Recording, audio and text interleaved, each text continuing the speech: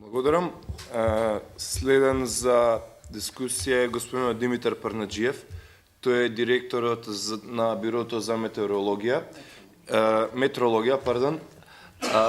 Значи, тоа е една од институциите која што работи директно на хомологацијата, понатаму приспособувањето, аплицирањето на одредени европски меѓународни стандарди во Република Македонија.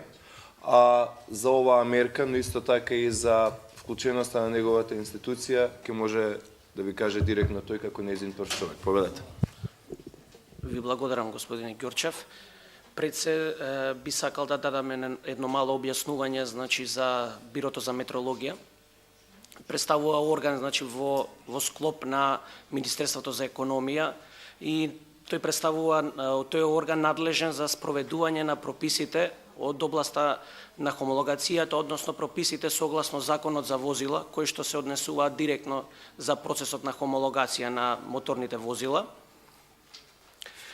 До сега моите колеги и соговорници, значи, кажа се што требаше да се каже. Ја ќе се осврна малку на еколошките стандарди и техничките прописи кои што треба возилата да ги исполнуваат за да можат да се внесат, да се увезат во било која држава.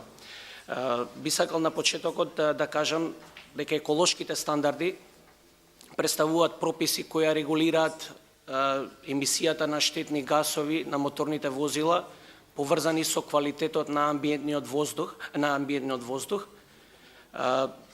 Во земјите во Европска унија, значи Европската унија поточно, установила, воочила дека главен извор на тие штетни гасови е транспортот, па поради што ги создала овие технички прописи.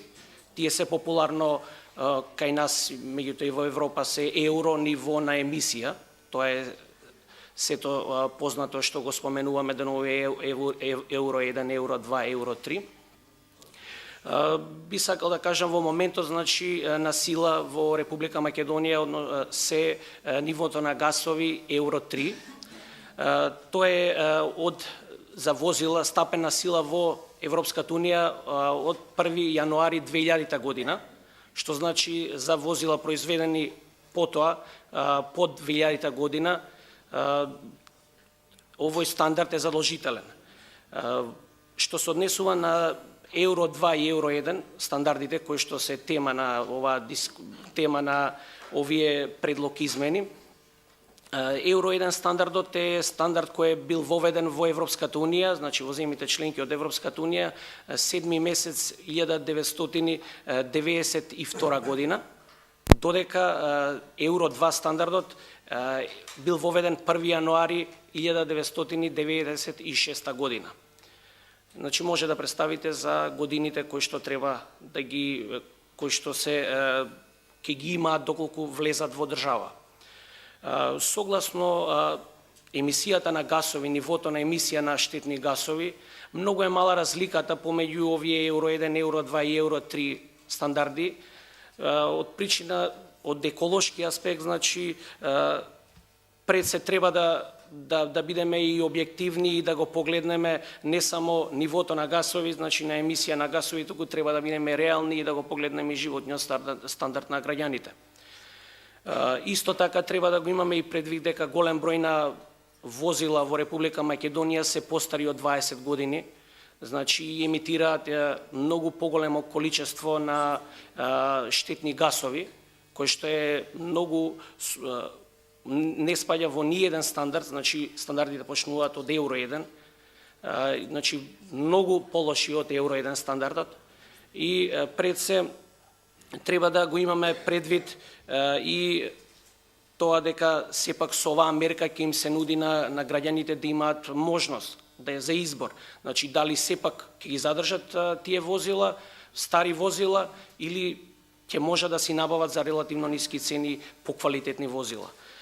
Од безбедносен аспект, исто така би сакал да се осврнам, значи ценам дека не представуваат големи пречки, односно нема да представуваат опасност бидејќи доказ за тоа се и самите тие возила кои што ги исполнуваат Евро 1 и Евро 2 стандарди, а се во постојан сообраќај во земјите членки во Европската Унија, значи на нив не се исклучени од сообраќајот, туку нормално си се употребуваат и циркулираат во нивните држави и не представуваат никаква опасност од аспект на безбедност во сообраќајот.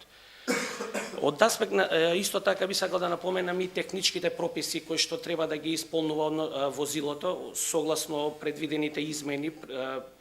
Тоа се измените, значи за Евро 1 и Евро 2 на ниво на Евро 1 и на ниво на Евро 2 се од аспект на бучавост, значи во Евро 1 е ставена минималното ниво на бучавост. Потоа исто така